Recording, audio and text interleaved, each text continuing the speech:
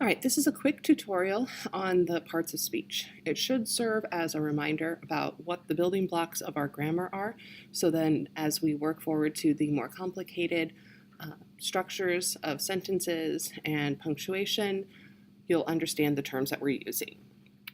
So the most basic form and easiest form of part of speech is the noun. It's also the most common.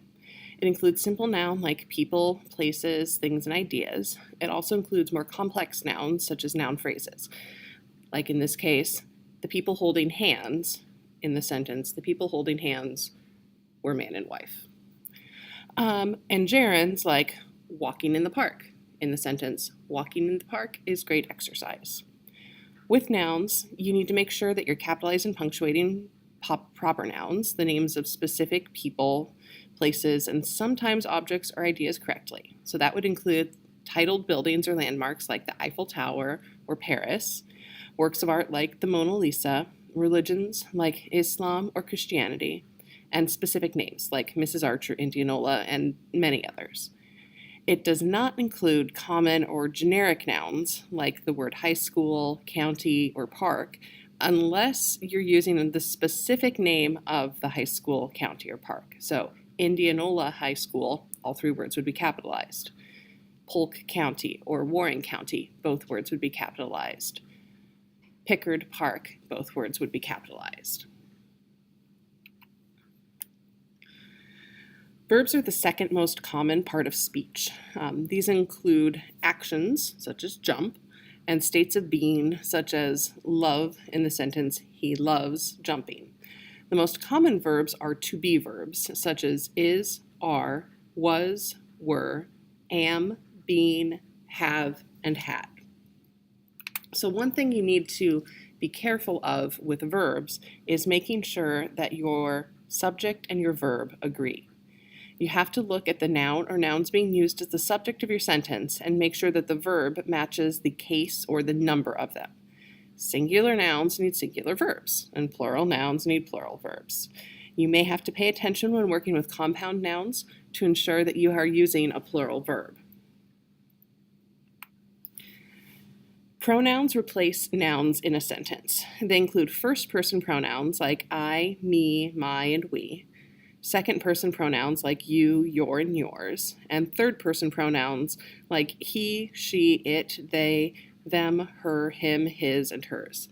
There are other types of pronouns as well, but these are the most common personal pronouns. In your writing, unless you are doing informal writing, such as your to know me essay or the next one, the personal narrative, you will very rarely use first-person pronouns.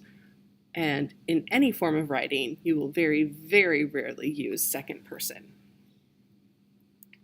One thing you have to be aware of with pronouns is making sure that you are clear as to what the noun the pronoun is replacing is. It's otherwise known as the pronoun referent. In this case, Elizabeth told Amanda that she had a problem. We don't know who had the problem. We don't know if it is Elizabeth telling Amanda that Amanda has a problem, which is kind of rude, or we don't know if it's Elizabeth telling Amanda that Elizabeth has a problem, which is kind of normal. Technically, according to the grammar of this sentence, Amanda is, as the last named noun, should be the one who has the problem. But in our everyday language, we would assume it's Elizabeth who has the problem.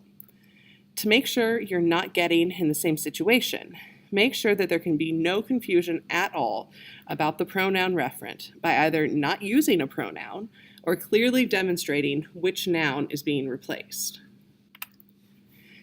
Adjectives modify or describe nouns or pronouns.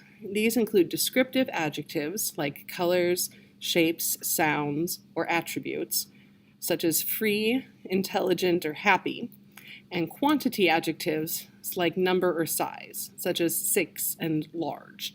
They also include superlatives like good, great, and awesome. Adverbs are kind of the catch-all. They describe verbs, adjectives, and other adverbs.